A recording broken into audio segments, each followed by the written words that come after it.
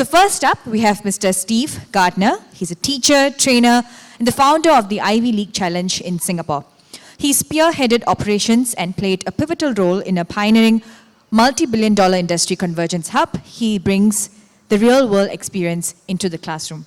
And we are very eager to hear your raw story. Mr. Steve Gardner, the stage is yours.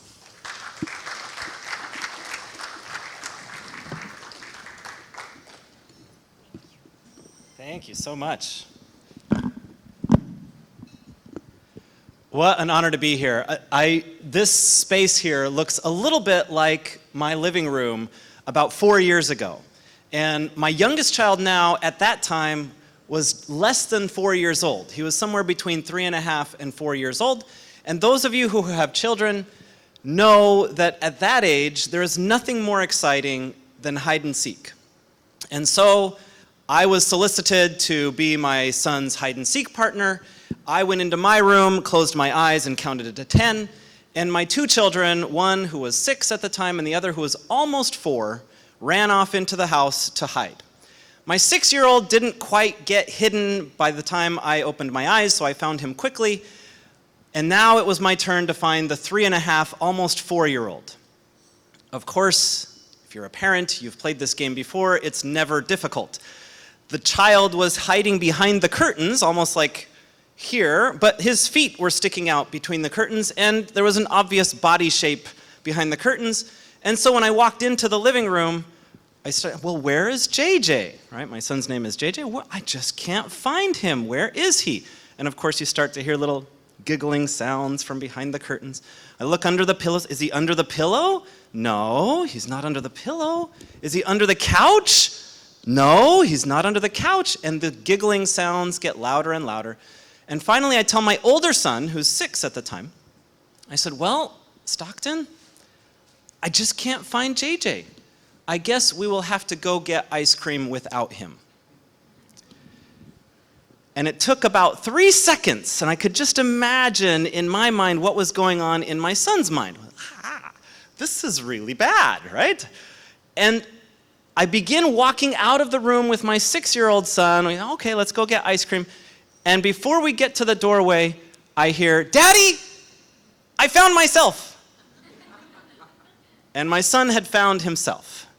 And I love this event, this idea of brick by brick, building a safe space and building a community where people can share their stories and people can help each other find themselves. Just like my son a couple of years ago was able to do during our hide and seek game.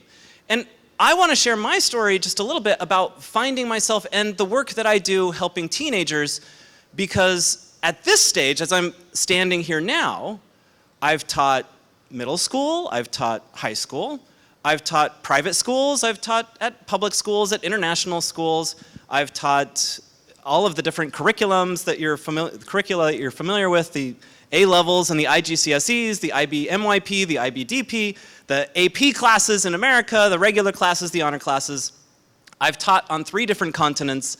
I've taught, I said high school already, I've taught college classes, and my most recent teaching assignment was actually as a teaching fellow at Harvard. And I just missed my opportunity to take a picture with the founder because I was in Boston a month ago when speakers received their invitations. And so you might feel like, man, this guy has always been a teacher, right? Like, clearly that's the resume of a teacher. He's really confident or comfortable talking to people. He's taught all the different curricula that I've ever heard of and a couple that I've never heard of. Clearly this person just is a teacher, right? And for me, my journey was not so straightforward. I didn't just, like my brilliant 3.5-year-old son, know where I was years ago. And I think that that's really common. In fact, as I've taught more and more teens around the world, I've discovered that a lot of people, the teens and their parents, haven't really found themselves, haven't really figured out who they are and what kind of work or what kind of activities would be meaningful for them. And so for me, when I was younger, I loved teaching. In fact, I had opportunities to teach and I loved it when I did. but I never felt like it was a big boy job. I never thought that it was a real job. And that sounds condescending to teachers, and I wouldn't say it if I wasn't like a full-on teacher right now. But at the time, I felt like it's a good job for other people, but it's not, I mean, it's not a real job. So that's not what I want to do. And man, it hurts me to say that, but that's how I felt when I was in high school and thinking about what I wanted to do for a career. And my father was a doctor, and my grandfather's a doctor, and my uncle's a doctor. So of course, I go to college and I study biology and chemistry and get ready for medical school. And I dropped out of medical school after 1 year. But I didn't go into teaching, as you might expect, because as I've just shared my experience teaching, I clearly love teaching and live for it. Like there's nothing more exciting to me than interacting with people and getting new ideas across in a way that can change their lives. Honestly, I just don't think there's anything more meaningful on this planet. So when I dropped out of medical school, why didn't I go into teaching? Well, I still didn't think it was a real thing, or certainly wasn't enough of a real job for me, and so I went into business. And I had a business, opportunity. I had a job offer. That's actually what took me out of medical school, caused me to feel like there was a better opportunity to drop out. And at the same time, I met my future wife, and so there was this kind of challenging situation, right, where I had a job, my future wife. I was in medical school, and long story short, there's a lot that I want to cram into a few minutes today. So I'm not going to tell exactly how I ended up in Beijing, China, but I was studying traditional Chinese medicine as the first half of a long journey to study as a traditional Chinese medical doctor and then go and get a medical degree at Case Western. And it worked out all of the arrangements with the dean of admissions and everything else at the medical school. That long story is for another day, another time. So I was 1 year into my medical school in China when I met my future wife, who was in her first year of law school, and she was also in China, but she never wanted to be a lawyer. She had tested into law as part of the Gaokao, right? The Chinese entrance exams that are very similar to what happens in many countries around the world. And so my wife had tested not only into law, which was great, but also from Anhui province, she had tested into a law school in Beijing, which, you think Harvard and MIT might be competitive.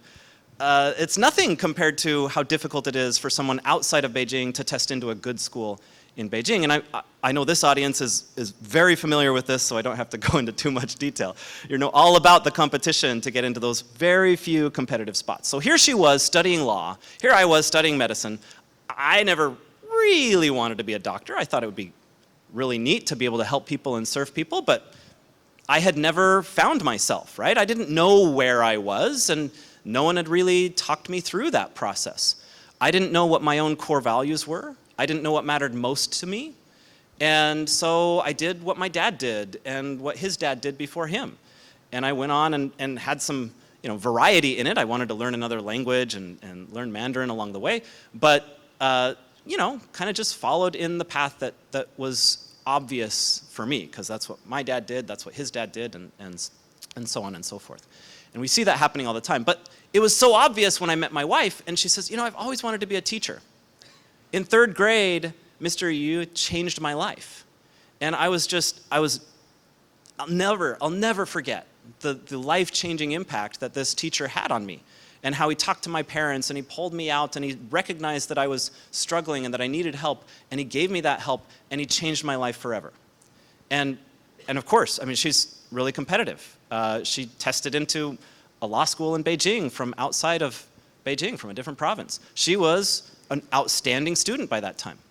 Later on, she also went to Harvard and got her master's degree, which is where I got my degree as well, both in preparation to try to help other people as teachers, right? So I met my wife, and it was super obvious to me that she was on this path to live a life that was devoid of the meaning that she really wanted for herself. She was a teacher at heart. When she was a little girl, she used to pretend to teach her cousins.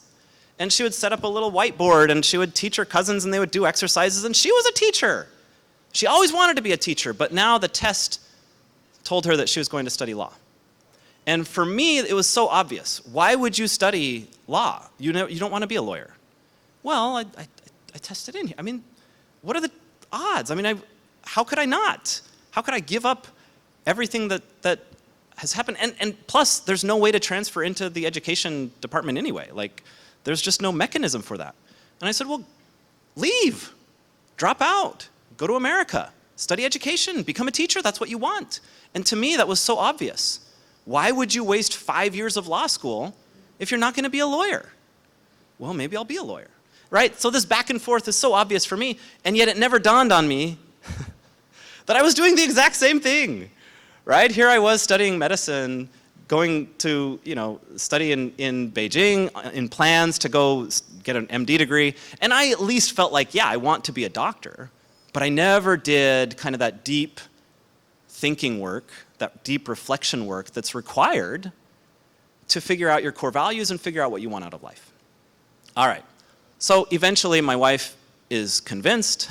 She figures out that she does want to be a teacher. She drops out of law school. I drop out of medical school.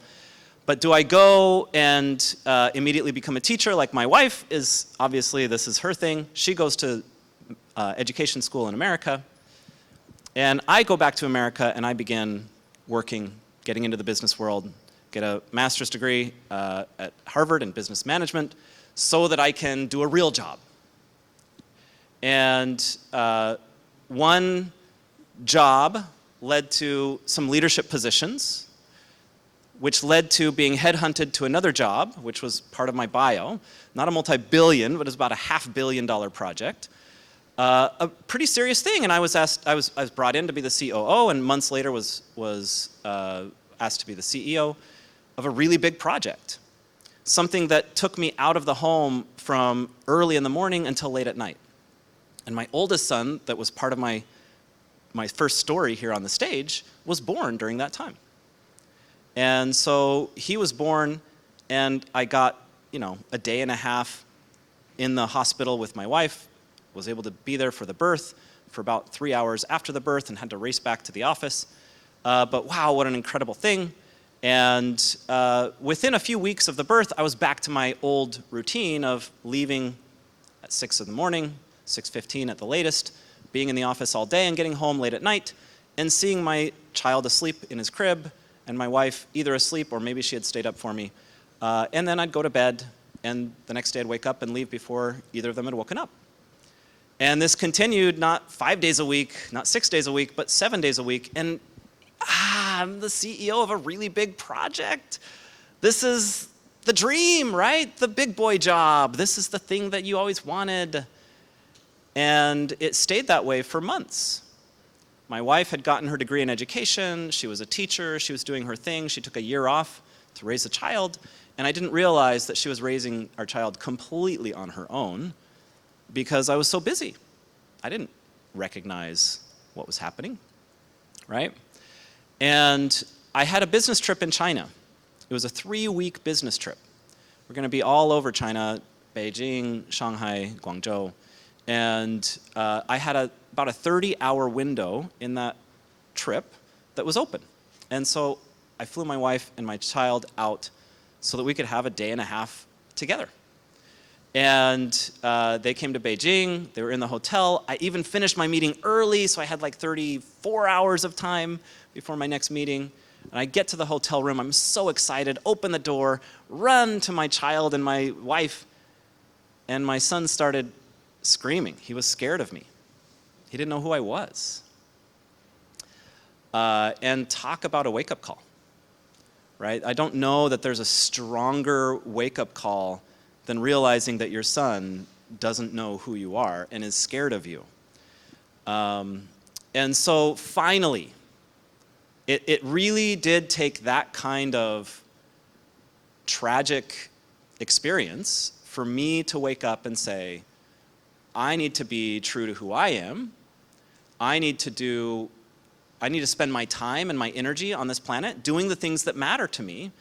And part of what matters most to me is, in fact, my family and my child and being a father and being a husband. I not even sharing the story about how horrible of a husband I was at that time.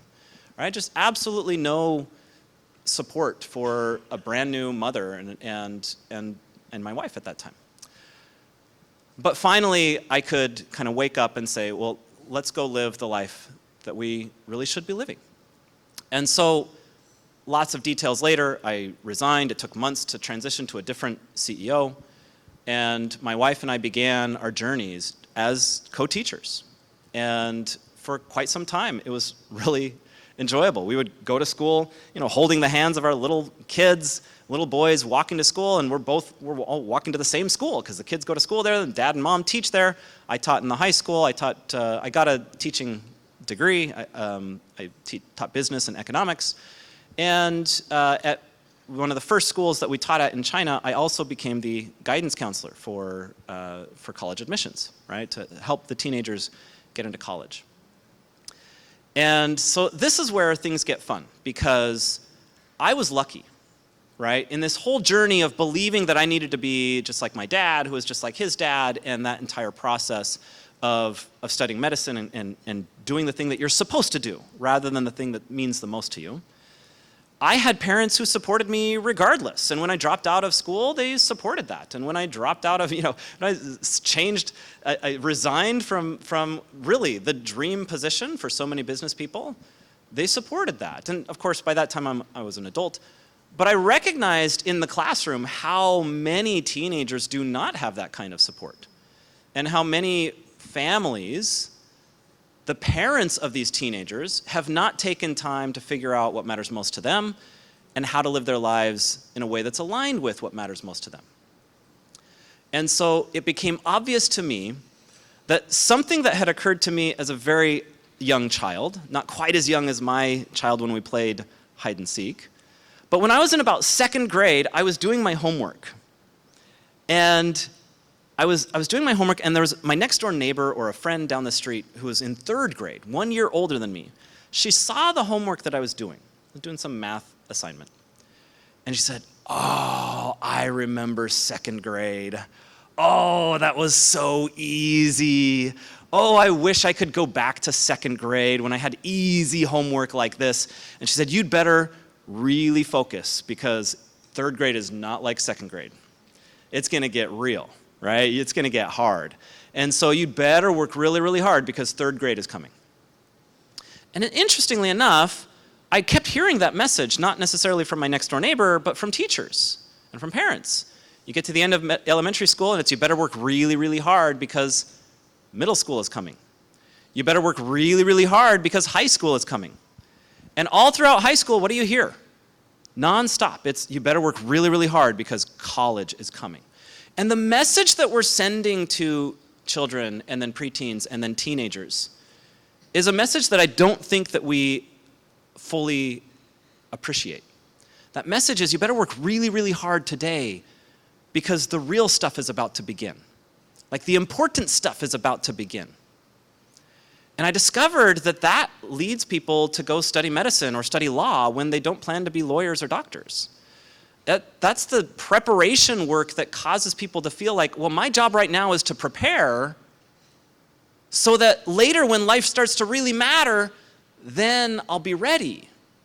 But you get to college, and high school students don't know this yet, but they're going to figure it out pretty soon. Just like when you were in college, you get there and it's you better work really, really hard because medical school or law school or grad school is coming, or your first job, your first internship, your first career. And you get to your first job, and it's you better work really, really hard because leadership opportunities are around the corner, and so on and so forth. And people just prepare because the important stuff is about to begin. So you better work really, really hard because the important stuff is about to begin. And what happens now, among the things that I didn't mention, I've spent a lot of time in the classroom and a lot of time working with teenagers. But what I do full time now is I only work with teenagers as they prepare to go to college. And I prepare students who want to go to the most selective colleges in the United States. Generally not around the world. I don't work with students for the UK or for other systems, But in the United States, students that want to go to Ivy League schools like Harvard or Princeton or Yale, or want to go to really competitive non-Ivy League schools like Stanford or Duke or MIT, I work with those students. And I help those students to do something that's a little bit different from what you might expect. Where all the teachers are telling these students, you better work really, really hard because college is coming, and you are the most ambitious and best student in this school, so we expect you to work really, really hard so you can get into Duke or MIT or fill in the blank with your favorite school. And what that happens is these teenagers start to work really, really hard. And they believe that their job is to become the best at everything. There's so many people competing for these very few spots at Harvard. I'd better be better than everyone. And what that means is I'm going to sacrifice my sleep, I'll sacrifice my fun, I'll sacrifice my friends. It's only a few short years of sacrifice, and then I can get into my dream school, and that's the key to a life well lived. Okay? I have a degree from Harvard. I got my master's there. I can tell you that's not the key to a life well lived. I have a lot of friends. My LinkedIn profile has more Harvard connections than any other connection. I just found that out a couple days ago. That is not the key to a life well lived. In fact, there are hundreds, if not thousands, of colleges in the United States that have more resources available to you than you could possibly take advantage of. The key to a life well lived is not going to the best school necessarily. It's how resourceful are you when you get to that college? How much of the unlimited opportunities do you take advantage of? And so if we're preparing children to have a rich, deep, meaningful life after high school, and we say that the key is getting into some college, number one, getting into that college is not up to the child. That's not up to the teen. They can even be the best applicant available, and the college has different priorities, and they take someone else instead. Okay, you're the best tuba player, and if they don't need a tuba player, they just got 3 tuba players last year. They don't need another tuba player. You're better than any of the 3 that they had last year, but they don't need a tuba player this year. And same goes for a researcher or a biologist or whatever else. You think you're the best mathematician? Well, their math department is kind of full right now. They're looking for humanities people right now. It's not up to you. And so if you believe that the key to your success and a happy life is something that's completely outside of your control, that leads to incredible anxiety. It leads to incredible deficits in mental health. And these teenagers aren't equipped to handle that. And all they're being told is you better work really, really hard because right now is the time to prepare, and the important stuff is about to begin. Right? And the important stuff is about to begin, so you better work hard now. And so what we do instead, because if I had an opportunity like this, I believe my life would have been, I believe I would have saved at least a decade, maybe a decade and a half, right? But I find that there are so many families, so many teenagers, and so many parents of teens who have not done the work to figure out what matters for themselves, that they live this philosophy of, I better work really, really hard right now. I'll work really, really hard right now so that when the important stuff begins, I'll be ready. And never, ever, ever, ever, ever get to the important stuff. And instead, we want to help teens to find their core values and identify problems in their community that violate those core values so that they can begin to live a more meaningful life today, develop the resourcefulness that is going to make them successful in college and beyond, and eliminate that process of never knowing, never figuring out who you are. So we can be like my 3.5, almost 4-year-old child, and we can say, Daddy, I found myself.